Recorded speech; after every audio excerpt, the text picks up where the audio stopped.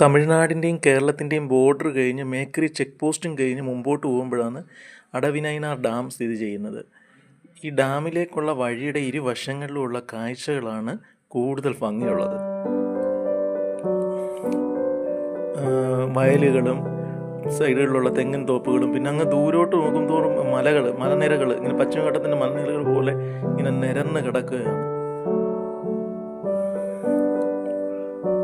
ഇത് തെങ്കാശി ഡിസ്ട്രിക്റ്റിലാണ് ഈ അടവിനൈനാർ ഡാം സ്ഥിതി ചെയ്യുന്നത്.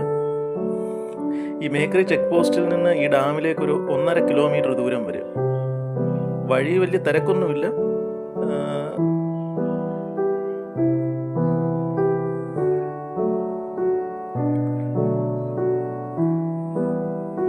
കുറച്ച് ദൂരെ നമുക്ക് ആ മലയുടെ സൈഡിലായി ഡാമിൻ്റെ വഴികളൊക്കെ കാണാൻ പറ്റുന്നുണ്ട്.